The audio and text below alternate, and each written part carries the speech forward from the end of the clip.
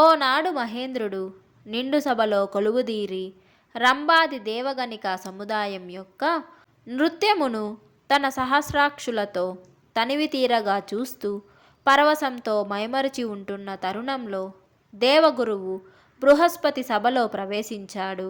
ఇంద్రుని సమీపంలో ఉంటున్న భటులు బృహస్పతి గారి రాకను ఇంద్రునికి మెల్లగా ఎరిగించారు.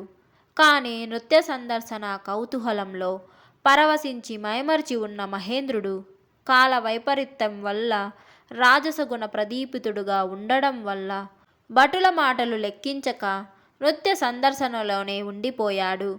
తన శిష్యుడు తన్ను తిరస్కరించి అవమానించాడని భావించి తక్షణం అట నుండి నిష్క్రమించాడు బృహస్పతి. పరాభవాగ్నితో మండిపడుతున్న అమరాచార్యుడు మహేంద్రునికి తగిన ప్రతిక్రియ చేసి గుణపాఠం నేర్పాలని భావించి మారురూపం ధరించి ఒరులెరుగకుండా రహస్యంగా దక్షిణ కైలాస క్షేత్రంలో వెళ్ళి వాయులింగమునకు ఈశాన్య దిశలో యోజన దూరంలో ఉంటున్న స్కందనది పశ్చిమ తీరంలో పరమేశ్వర ధ్యానం చేసుకుంటూ కాలం గడపసాగాడు. నాట్య సందర్శనాంతరం బృహస్పతి వెళ్ళిపోవడం భటులు ద్వారా విని కలవరపడి మహేంద్రుడు గురువుగారి జాడను శతవిధాలుగా అన్వేషింపసాగాడు. కానీ ఫలితం చేకూరదాయే. బృహస్పతి దేవలోకం నుండి అంతర్ధానం చెందాడన్న వార్త రాక్షసానీకం గ్రహించి అపరిమిత ఆనందంతో స్వర్గం మీద దండెత్తారు. సమర సన్నుదులై స్వర్గం మీద చతురంగ బలాలతో ఎత్తివచ్చిన అసురులను ఎదుర్కొన్నాడు మహేంద్రుడు. కానీ గురుబలం లేని మహేంద్రుడు ఓడిపోయాడు. అవలీలగా స్వర్గం చేజెక్కించుకున్నారు దానవులు. ఇంద్రుడు, ఇంద్రాణి ఇరువురు పారిపోయి మేరుపర్వతం చేరారు. పర్వతంలోని ఓ గుహలో సచీదేవిని దాచిపెట్టి మేరుపర్వతం మధ్యలో ఉంటున్న బ్రహ్మలోకం వెళ్ళి బ్రహ్మదేవుణ్ణి ఆశ్రయించాడు సురపతి. తన దైనావస్థను విన్నవించుకొన్నాడు పితామహునికి. అతని పలుకులు శాంతంగా విని బ్రహ్మదేవుడు ఇంద్రునితో ఇలా చెప్పాడు. మహేంద్ర, పూజనీయులను తృణీకరించి అవమానించినవాడు ఎంతటివాడైనా వానికి వినాశం తప్పదు. శత్రు పరాభవం, గౌరవహాని, దుఃఖం, మానసిక క్షోభ, పదవీచ్యుతి అను ఐదింటిని అలాంటి వాడు తప్పక అనుభవించి తీరుతాడు. గురు ధిక్కారం దారుణమైన మహాపాతకం, పైపెచ్చు దూష్యమైంది కూడా. ఆనాడు నిండు పేరోగలంలో నీవు దేవగురువైన బృహస్పతిని అవమానించావు. ఆనాడు నీవు చేసిన ఆ పాపానికి ఈనాడు ఫలితం అనుభవిస్తున్నావు. కర్మఫలం అనుభవింపక తప్పదుగా. అంచేతనే ఇంతటి దుస్థితికి లోనయ్యావు నువ్వు. అవమానం పాలైన గురువుగారిని ఇకనైనా గౌరవించు. గురు ప్రభావం తెలిసిందిగా. అయినా గురు సందర్శనమునకు నీకు సముచితమైన సమయం కాదిప్పుడు.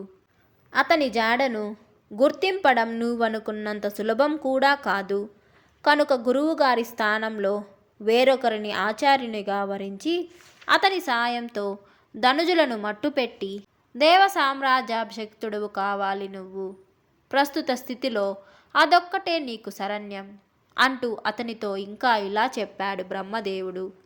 త్వష్ట ప్రజాపతి కుమారుడు, విశ్వరూపుడు, నిరంతర శివపూజా తత్పరుడు, అతడు త్రిశిరుడు, కార్యకరణ దక్షుడు, సర్వశాస్త్రార్థ సంపన్నుడు, వైదీషి దురంధరుడు, బృహస్పతికి దీటైనవాడు. ప్రస్తుతం పారి యాత్రచలం మీద ఉంటున్నాడు. అతనిని ఆశ్రయించి ఒప్పించి గురువుగా స్వీకరించి అతని సహాయంతో బృహస్పతి లేని లోటును పూరించుకొని దానవులను జయించి సర్వదేవతా సామ్రాట్టుగా నిరభ్యంతర పరిపాలకుడుగా నిలదొక్కుకో. ఇదొక్కటే నీకు శరణ్యం, మరో మార్గం లేదు. కనుక శీఘ్రంగా వెళ్ళి విశ్వరూపుణ్ణి ఆశ్రయించు. బ్రహ్మదేవుని పలుకులు ఆలకించి మహేంద్రుడు విశ్వరూపుణ్ణి సమీపించి ఆశ్రయించి వినయపూర్వకంగా అభ్యర్థించి ఒప్పించి బృహస్పతి స్థానంలో గురువుగా ఉంచి సర్వరాక్షస వినాశనం కొరకు అతని చేత యజ్ఞం ఆరంభింపచేశాడు. ఈ ఉదంతం రాక్షసులకు తెలియడం వల్ల వారందరూ కలిసి విశ్వరూపుని తండ్రి త్వష్ట ప్రజాపతి చెంతకేగి శరణు కోరి వారి రాకకు కారణం వివరించారు. వారి మాటలకు కొంతవరకు కరుణించి త్వష్ట ప్రజాపతి విశ్వరూపుడు వనరిస్తున్న యజ్ఞంలో రాక్షసులకు ఉపద్రవం కలగని విధంగా కొంత ఆవిర్భాగం వారికి కూడా సంక్రమించు విధంగా తన కుమారుణ్ణి ఒప్పించి పరోక్షంగా వారికి కొంతవరకు సహాయం చేయించాడు. ఈ విషయం మహేంద్రునకు కొంత ఆలస్యంగా తెలియడం వల్ల తండ్రి తనయులు ఉభయులు కలిసి కుట్ర పన్ని మోసగిస్తున్నారని భావించి మోసంతోనే విశ్వరూపుణ్ణి సంహరించాడు ఇంద్రుడు. తరువాత మహేంద్రుడు బ్రహ్మలోకం వెళ్ళి విధాతకు నమస్కరించి తానొనరించిన కార్యం వినయపూర్వకంగా విన్నవించుకొన్నాడు.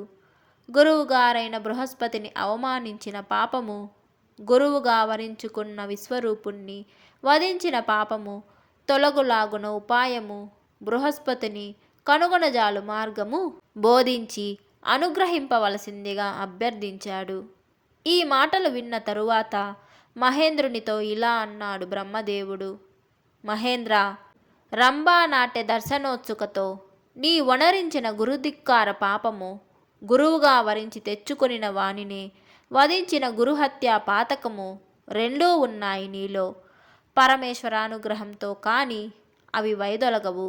కనుక నీవు దక్షిణ కైలాస క్షేత్రం వెళ్ళి సువర్ణముఖి తూర్పున గల దివ్య తీర్థాలలో స్నాతుడవై వాయులింగమును అనుదినం అర్చిస్తూ లింగమునకు తూర్పుగా 3 మైళ్ళ దూరంలో కల పశువిససన క్షేత్రంలో గల విద్యేశ్వర లింగమును ఆరాధించి శివానుగ్రహం పొంది వాంఛితార్థం నెరవేర్చుకో అని చెప్పి పంపడం వల్ల అతడు దక్షిణ కైలాసం వెళ్ళి తన వజ్రాయుధంతో ఓ దివ్యతీర్థం కల్పించుకొని అందులో స్నానమాడి బ్రహ్మదేవుడు చెప్పి పంపిన విధంగా అనుదినం ఆచరింపసాగాడు.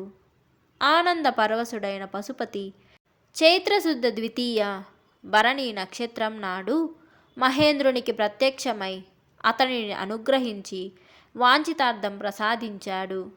మహేంద్రుడు తపమాచరించిన పశువిససన క్షేత్రం పనసకోనగా వజ్రాయుధంతో నిర్మించుకున్న తీర్థం వజ్రతీర్థముగా, విద్యేశ్వరలింగం ఇంద్రేశ్వరలింగంగా విస్తృతమయ్యాయి.